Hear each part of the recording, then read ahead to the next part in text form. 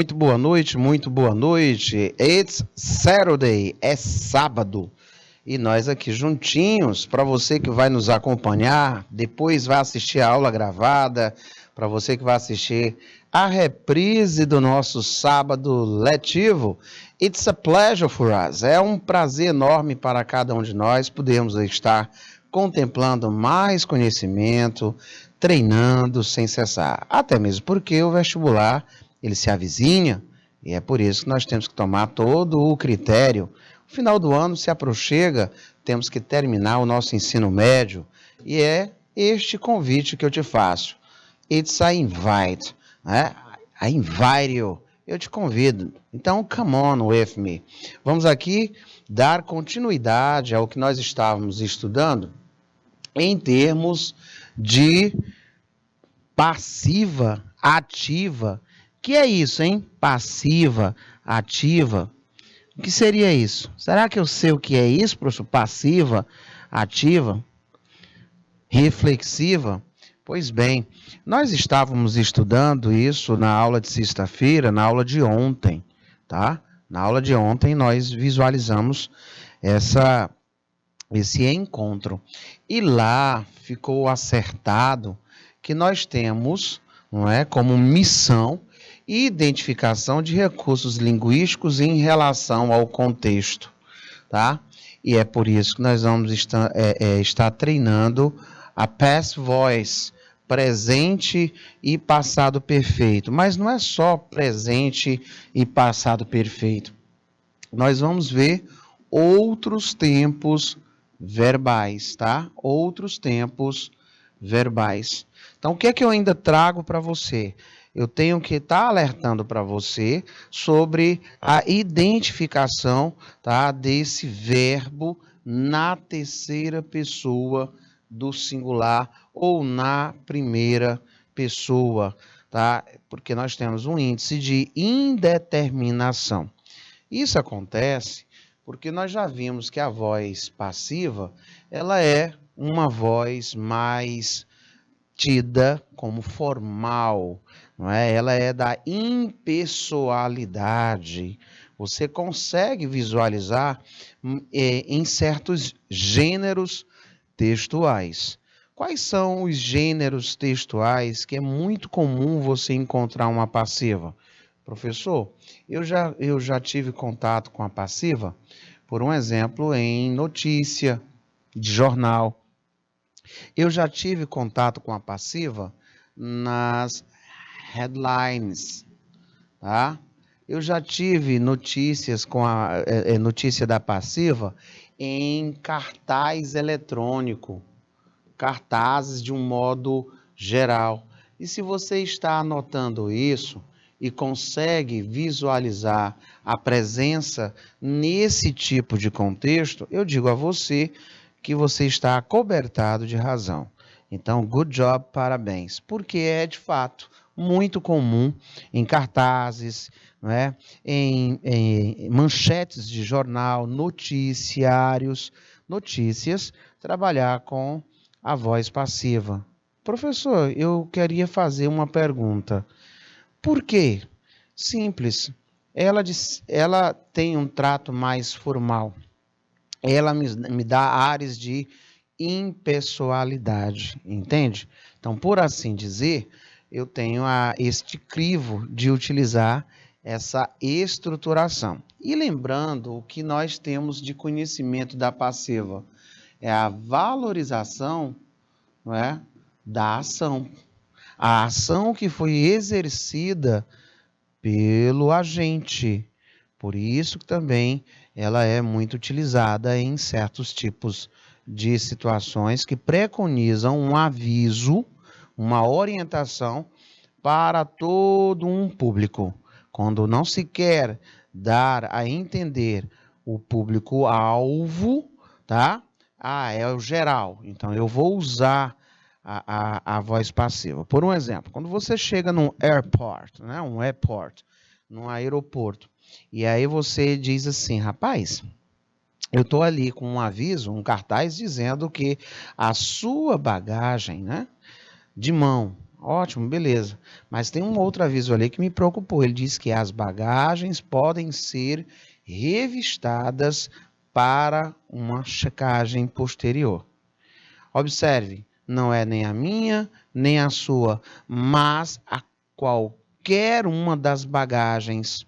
Ele não especificou, usa-se a passiva nesse caso, que inclusive foi questão de Enem um tempo atrás.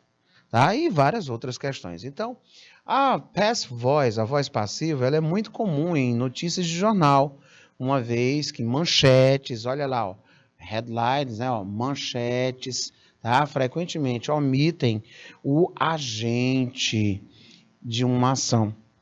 A voz do verbo, ela pode ser tratada enquanto passiva ou ativa. E nós vimos que temos também a voz reflexiva. E o que vai, professor, me dizer o que é, se é passiva ou ativa? É dependendo do enfoque que se deseja ter com relação àquele praticante da ação, que é o sujeito, o agente, ou ao objeto da ação, que é o paciente, assim chamado, tá?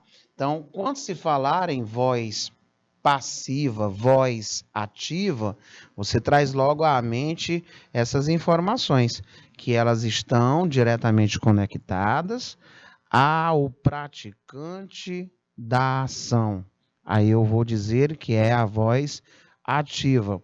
Eu quero dar um enfoque não no praticante da ação, mas na ação que fora praticada.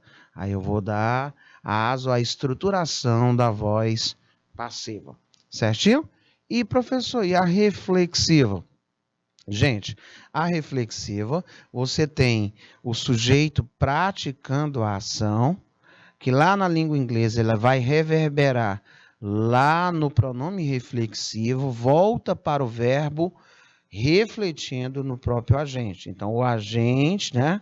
O sujeito, ele é o agente e ele também é o paciente, tá? Então, na passive voice, ela é usada em inglês quando se busca enfatizar em uma oração o receptor da ação, ou seja, o objeto da voz ativa. Ah, professor, é por isso que lá naquelas 4 etapas que nós vimos na aula, nós percebemos que o objeto da voz ativa, ele passa a ser o sujeito na voz passiva. Muito bem. Encontra-se nessa situação de sujeito paciente. Acrescenta-se o uso do apagamento do agente, porque ele vira o agente da passiva, tá? Por não ser importante na construção de sentido da frase ou por ser desconhecido.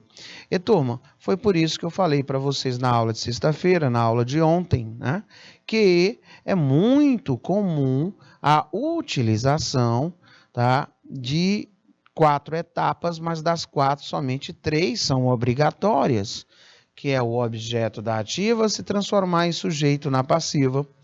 O verbo, né, que vai auxiliar esse novo sujeito a se conectar com o verbo principal é o verbo to be. E o verbo to be da passiva, ele é o mesmo verbo to be da ativa. A diferença é que ele vai estar no particípio passado. Certinho? Vamos ver aqui o exemplo que eu deixei bem em ênfase. O dog, ele comeu o meu cachorro. Ele comeu o meu bolo. Então, the dog, o cachorro, ate my cake. Ele comeu o meu bolo. Olha que dog danado. Olha que dogzinho bem atrevido, né? E nem pode estar comendo esses bolos assim de chocolate.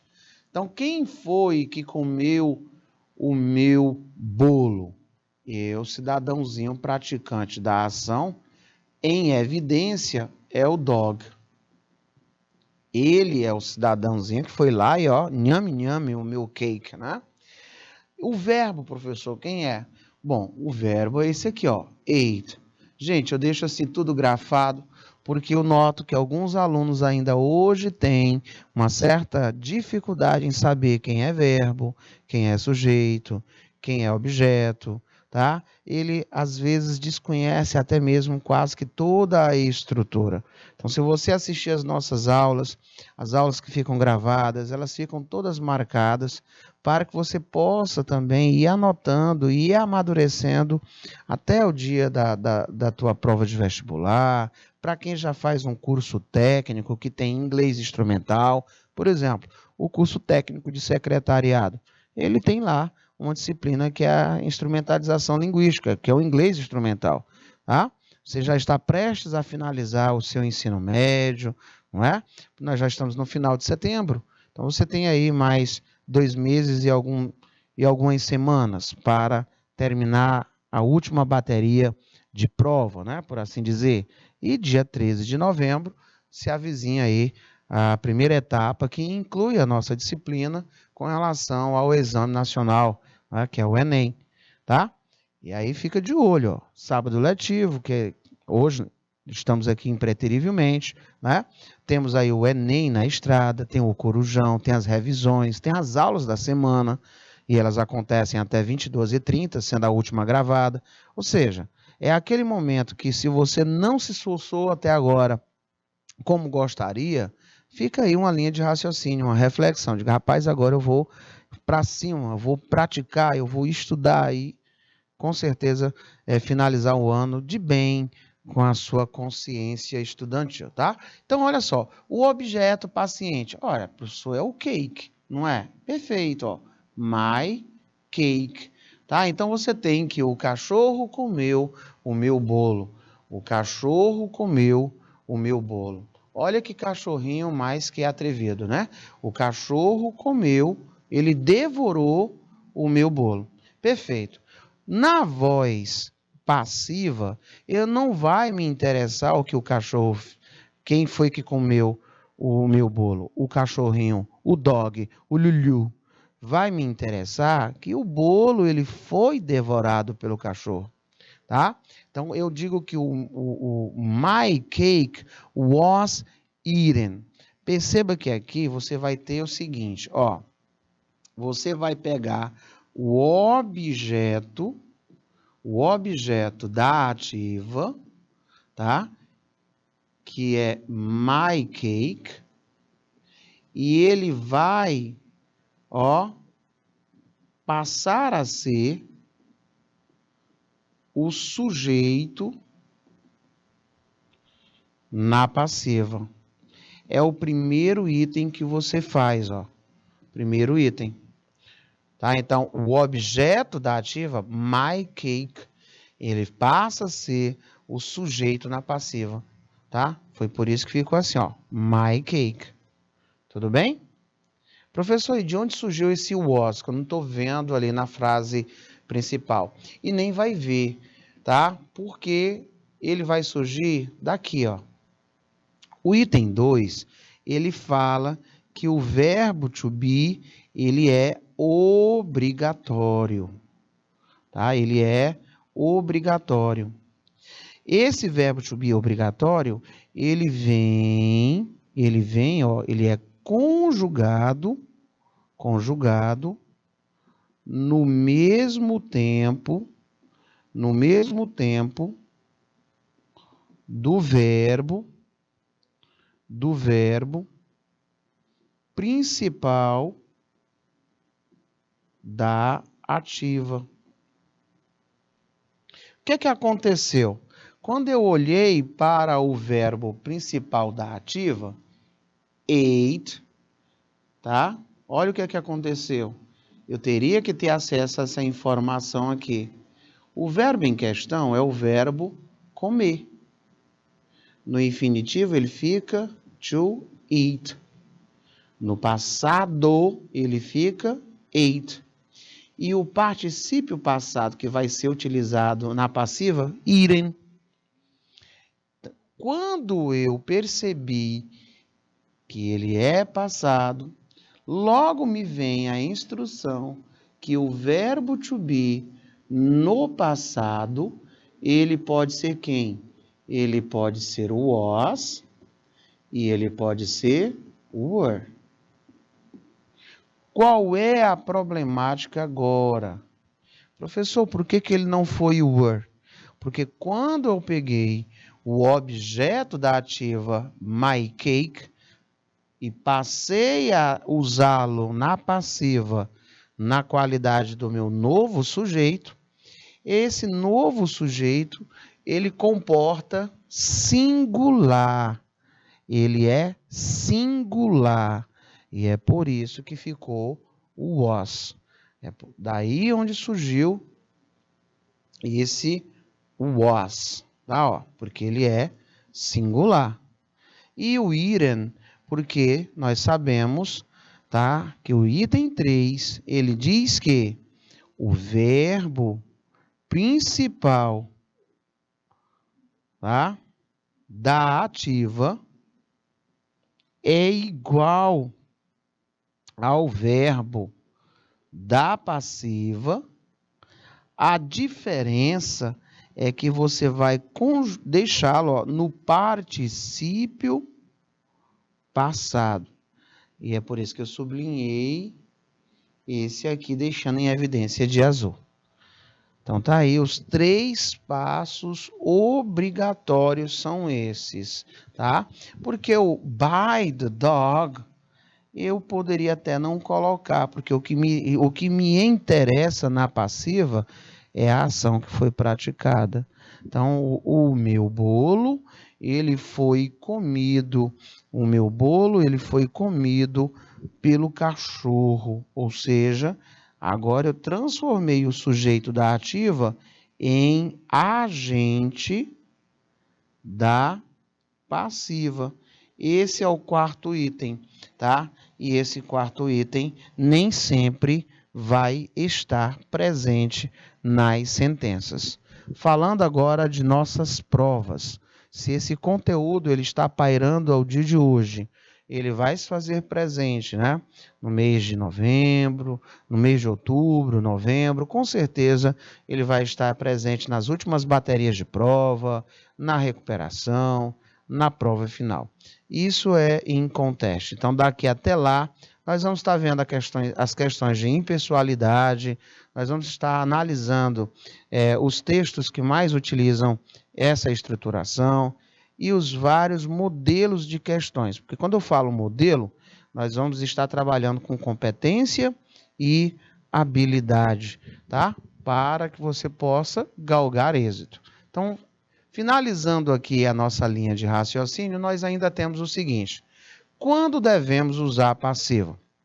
Bom, nós percebemos que são 3 vozes. A primeira voz ativa, quando nós queremos enfatizar o praticante da ação. A segunda, a voz reflexiva, que é quando o sujeito praticante da ação, o agente, ele também é paciente, e esse é o mais fácil. A terceira é a voz passiva, onde você vai ter a ação enfocada. E para que isso aconteça, você vai ter sujeito, verbo to be conjugado no mesmo tempo verbal do verbo principal da voz ativa. Na sequência, você vai ter um outro verbo. É o mesmo verbo principal da ativa, que na passiva vai estar no particípio passado. E a última etapa é o sujeito da voz ativa. Ele vai para a passiva precedido, né? Vem antes a preposição by, by, tá? E aí você tem o agente da passiva, que nós vimos que esse quarto item, ele não é obrigatório, né? Digamos assim, ele tem que vir sempre. Você vai ver ao longo desses últimas semanas de treino, que nem sempre nos encontramos com o agente da passiva. Então, pode-se utilizar a voz passiva para todos os tempos verbais, professor? Com certeza. Tá aqui o outro grande entrave. Normalmente, os alunos não gostam dos tempos verbais. E olha que nós nem sequer usamos desinência porque não temos. Aqui eu uso estruturas para se fazer atingir uma ação descrita pelo verbo, na timeline de acontecimento. É diferente, por exemplo, das línguas neolatinas, né? Desde que se adeque à estrutura necessária. Olha lá, que eu estava terminando de dizer, a estrutura. A voz passiva, ela é formada de um verbo to be mais um segundo verbo. E esse segundo verbo, que é o verbo principal, ele vai estar sempre no particípio. Lembrando, gente, que esse verbo, ele é o verbo da voz ativa. O mesmo verbo lá da voz ativa é o mesmo verbo da voz passiva, só na passiva, obrigatoriamente no particípio passado. No entanto, nós só podemos formar a voz passiva com verbos que tenham complementação, verbos chamados de transitivos, não é? Por quê? Porque eu preciso de um objeto para poder fazer essa transformação. Isso é óbvio, tá? Então vamos lá. Quanto ao uso e à estrutura da voz passiva, pode-se afirmar que enfatiza a ocorrência de uma ação e não quem a executou. Certo ou errado, né? Então, a voz passiva, ela enfatiza a ocorrência de uma ação. Beleza. E não quem a executou. Se eu fosse enfatizar o executante, né, o executor da ação, como vocês gostam de colocar essas palavras meio que complicadas, eu estaria falando da voz ativa, certinho? É comum ser usada em textos técnicos, científicos e reportagens, raramente em músicas. Isso também é verdade. Sempre que mencionado quem fez a ação, usa-se by mais o agente. Bacana. Houve necessidade de falar sobre esse cidadão, você vai colocar essa estrutura e ele é chamado de agente da passiva. Nós vimos que nem sempre é obrigatório, né? Nem sempre vai estar se fazendo presente, não é obrigatório. O objeto da voz ativa passa a sujeito na voz passiva. Tranquilo, nós vimos que são 3 etapas, ou 4 etapas. Vamos lá a primeira. A primeira etapa, objeto da ativa, ele vira sujeito na passiva. Segunda etapa, verbo to be na passiva, que é obrigatório, vem no mesmo tempo do VP da ativa. O que é esse VP, professor? Verbo principal. Item 3, o verbo da passiva, ele é o mesmo verbo da ativa no PP. O que é esse PP, professor? Particípio passado. Item 4, o que é que ele diz no item 4? Ele fala que o sujeito da ativa, ele vai para a passiva, assim, ó, by mais sujeito da ativa, e aí ele vai se transformar em o agente da passiva. Esses são os 4 itens, né? 4 etapas, os 4 passos que eu tenho que estar constantemente conectado. Dos 4, os 3 primeiros, eles são mais fáceis, né, de nós verificarmos. Então, aqui eu tenho apenas os itens 1, 2 e 4 são corretos, né? 1, 2 e 4 são corretos, porque nós vimos que esse sempre não há uma obrigatoriedade. Então, nós temos aí itens 1, itens 2 e o item 4, eles estão corretos. E por que isso aconteceu? Qual é a problemática do item 3? O item 3, ele utiliza a palavra sempre como se toda sentença tivesse o agente da passiva, e isso não é verdade, tá? Marque a alternativa correta. A voz passiva de I'm reading the magazine. Ele quer a voz passiva de I'm reading the magazine. Olha só o que acontece aqui. Primeira pegadinha é o aluno lembrar que nós temos uma forma abreviada de I am. Segundo item é você lembrar que se eu tenho am, eu passo a ter um verbo seguido de ing. Essa estrutura, ela é reconhecida como presente progressivo. Professor, essa é aquela mesma que vai receber am, is, or? Perfeitamente. É a mesma que recebe am, is, or. Tá? Exatamente. Então, se eu tenho verbo to be, né? Se eu tenho um verbo to be, e aí eu vou ter verbo com ing, esse verbo to be na qualidade de auxiliar, tá? Ó. Então, você tem aqui, ó, verbo to be, am, is ou or. Mais verbo, mais ing, pronto. Essa é a estrutura que me leva ao presente progressivo. E o presente progressivo, ele é responsável por dizer o seguinte: a ação está acontecendo no momento da fala. Tá? Primeiro item é esse. Segundo item é nós fazermos uma marcação dizendo quem é o sujeito e quem é o objeto. Então, vamos lá.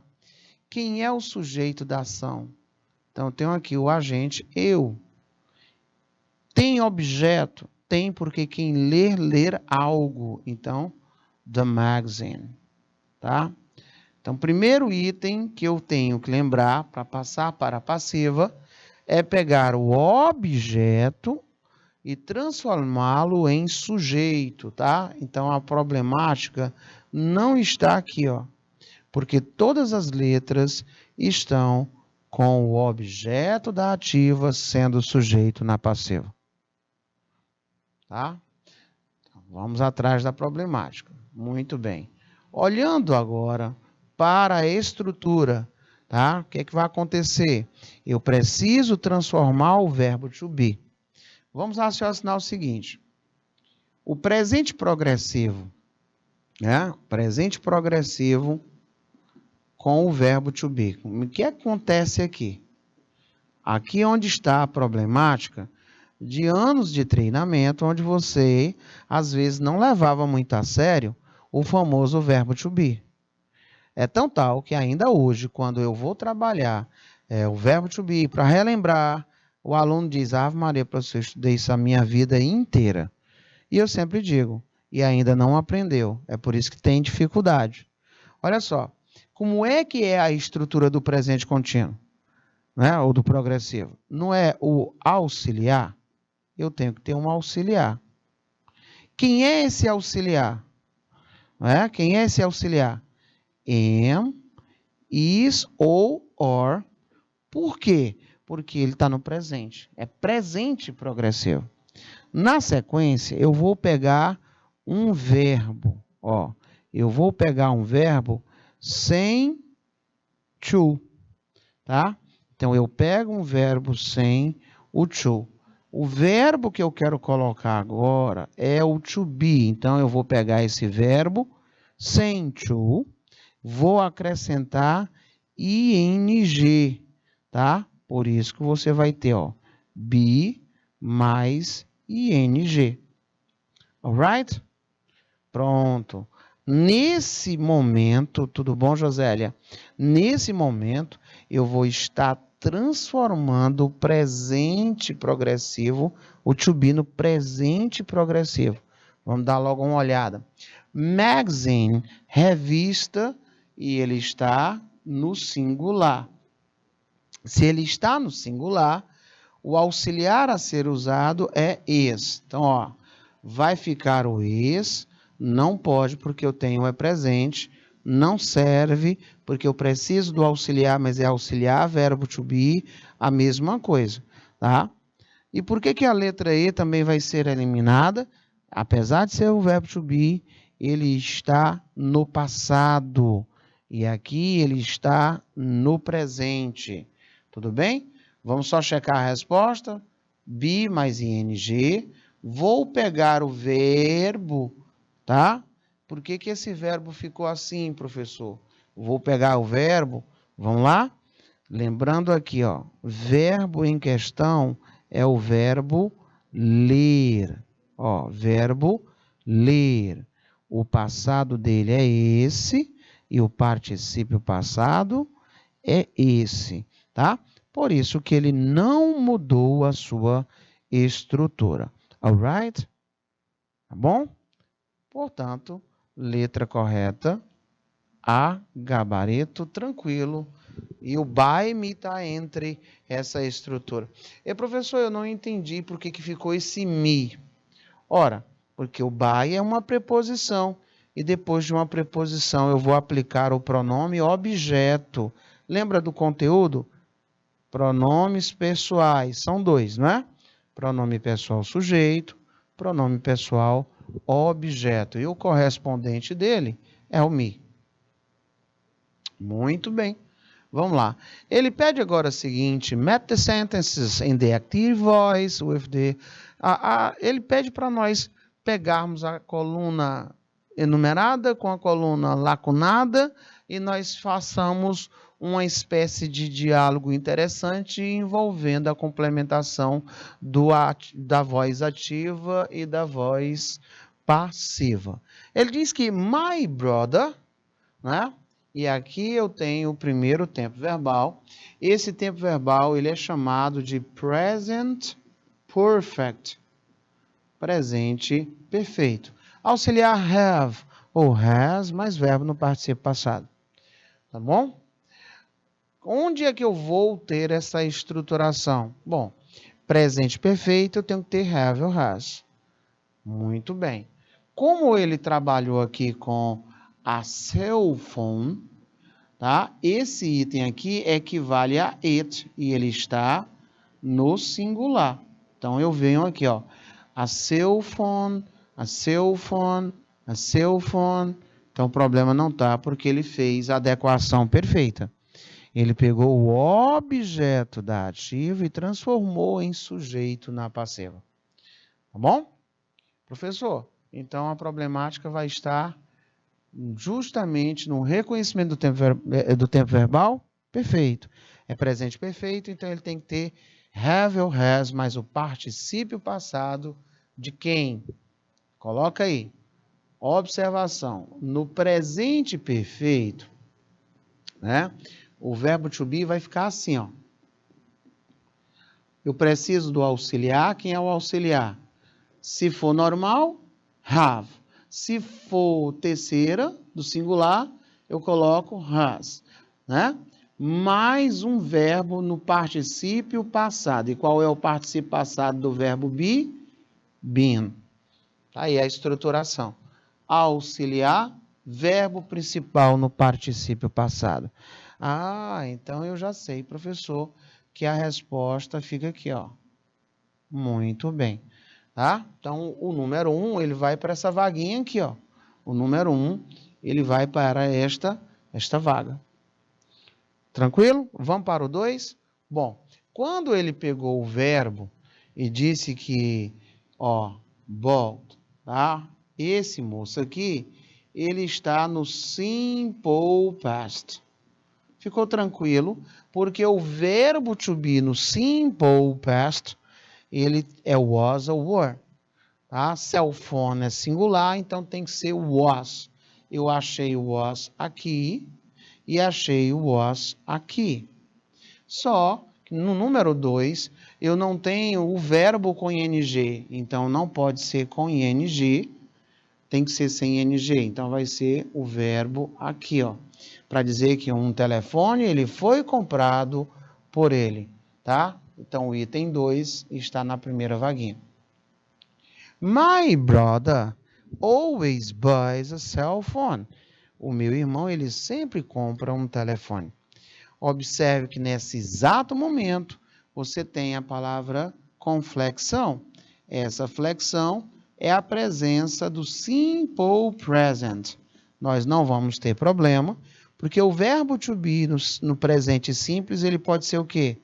Am, is, or. Como cell phone é it, você vai ter is, tá? Olha, o único que tem always. Então, nós vamos ficar nessa moradiazinha aqui, ó, tá? Sendo assim, o item 3 fica nessa vaguinha. Is buying é o tempo que nós terminamos de fazer. Presente progressivo. Então, como cell phone é terceira, o auxiliar é is, o verbo vai receber o seu ing, então vai ficar is buying. E o verbo principal, to buy, ele fica no seu particípio passado, então fica 2, 3, 4, 1, 5, vamos checar o gabarito, só para tirarmos as nossas conclusões. 2, confere, 3, confere, 4, confere, 1, confere, 5, confere. Qual é o bom de fazer questões dentro dessa linha de raciocínio?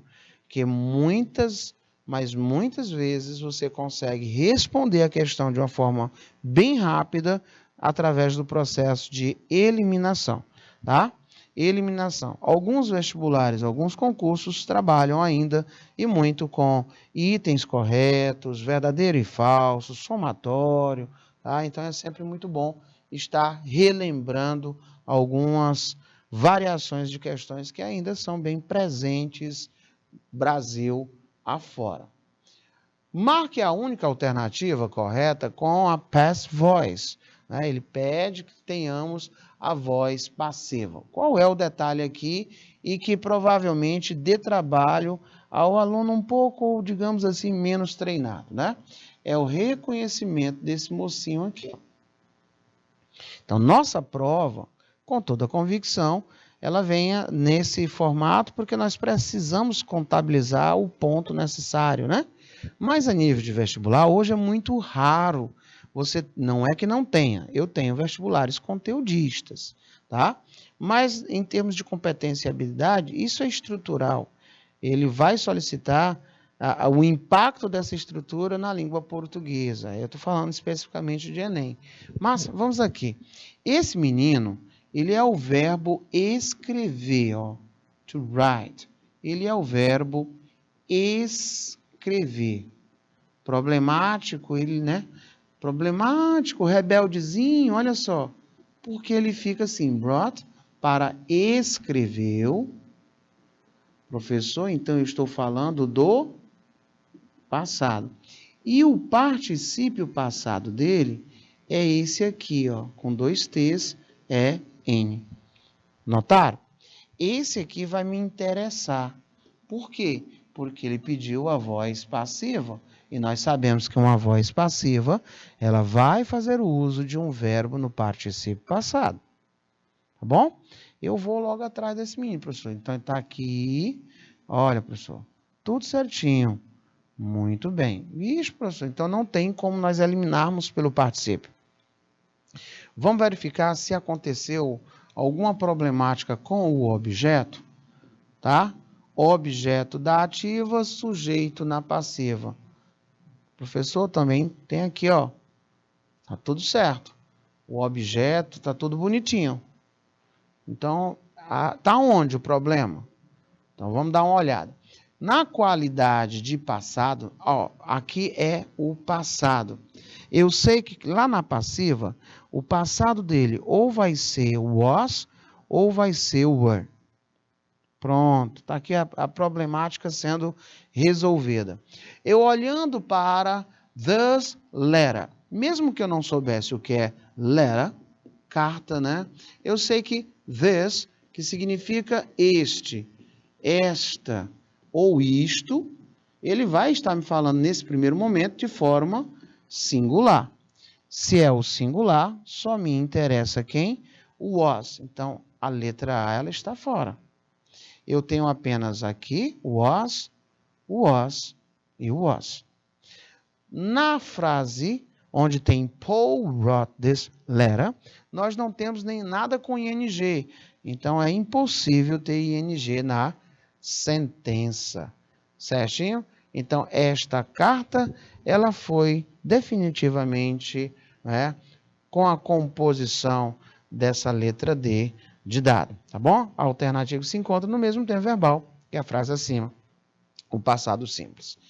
Alright? Gente, trabalhar vozes verbais, sobretudo a que mais é cobrada, que é a voz passiva, é lembrar dos gêneros textuais que sempre aparece, tá? Qual é o impacto que ela nos ocasiona, deixando um texto mais formal, deixando o texto impessoal, tá? Ele é utilizado em notícias, ele é muito utilizado em em textos científicos, em cartazes, sobretudo com a visão de orientar e causar essa impessoalidade.